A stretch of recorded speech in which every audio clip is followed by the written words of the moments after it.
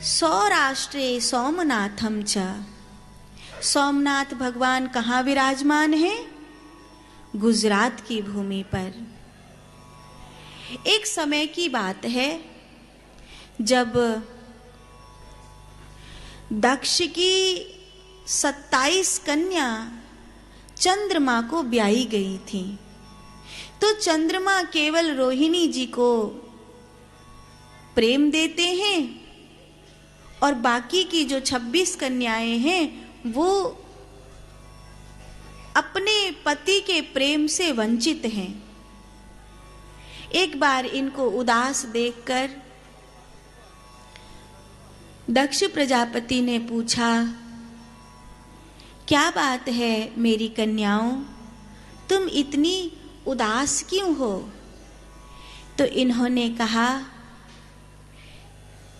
पिताश्री, हमें पति का साथ और पति का प्रेम नहीं मिलता। दक्ष प्रजापति ने कुछ विचारा नहीं और चंद्रमा को श्राप दे दिया कि उसे क्षय हो जाए। वो सभी कन्याएं कहने लगी, पिताजी ये आपने क्या किया? हमने तो आपको अपना दुख सुनाया था, इसीलिए कि हमें पिता के घर से थोड़ा सा प्रेम और सहानुभूति मिलेगी, लेकिन आपने तो श्राप देकर हमसे हमारा सुहागी छीन लिया। आपने तो हमसे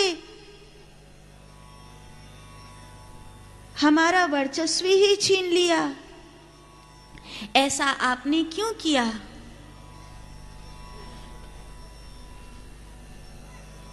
दक्ष प्रजापति बोले, बेटी मैंने तो ऐसा सोचा ही नहीं और मैंने क्रोध में आकर चंद्रमा को श्राप दे दिया।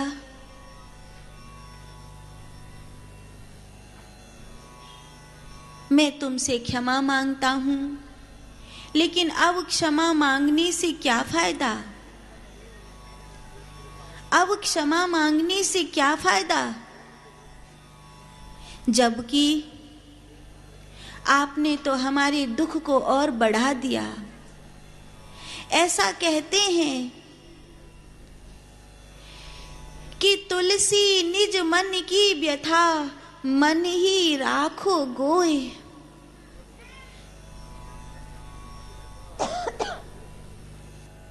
रही मन निज मन की व्यथा मन ही राखो गोए।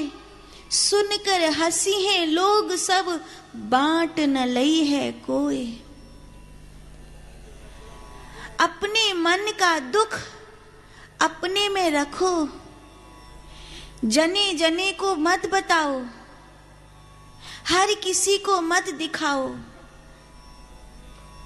एक कहावत है,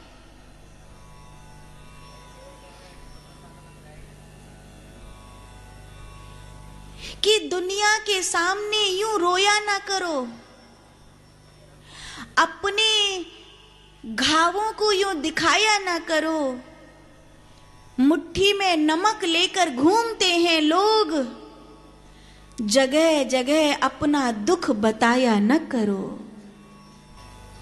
क्योंकि वो लोग जो हमारे दुख को सुनकर उसे घटाने की बजाय और बढ़ा देंगे, वो बड़े खतरनाक होते हैं, बड़े खतरनाक होते हैं। इसीलिए जब तुम्हारे मन में कोई बात चल रही हो तो थोड़ा सा धैर्य धरो। जैसे हनुमान जी ने भगवान की दी हुई मुद्रिका अपने मुख में रख ली और सीता जी को ही दी, ऐसे ही जो दायित्व, जो कर्तव्य, जो कार्य तुमको दिया जाए, जो जिम्मेवारी तुमको दी जाए, जो संकल्प तुम लो, उसे तब तक अपने भीतर में रखो जब तक कि वो मंजिल पर न पहुंच जाए। तुम तुम सबको बता दोगे, मैं तो ये करना चाहता हूं, मैं तो वो करना चाहती हूं। इससे क्या होगा? अगर तुम नहीं कर पाए तो बड़ी ग्लानि होगी। कई बच्चे हैं पहले से, हम तो डॉक्टर बनेंगे, हम तो इंजीनियर बनेंगे। बन जाना, मेहनत करोगे तो जरूर बनोगे। अपने गांव की भलाई करना, पर मेहनत करने से पहले अपनी संकल्प की दुहाई लगाना, सबको बताना, ये ठीक नहीं है। तो आपको कोई भी दुख है, कोई दर्द है, कोई पीड़ा है, तो उनसे ही कहिए जो समझने लायक हैं। जो समझने लायक नहीं है उनसे मत कहिए।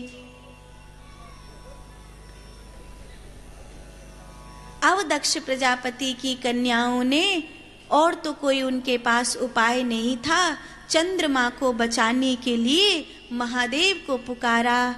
चंद्रमा के माता पिता हैं अत्रि और अनुसुईया।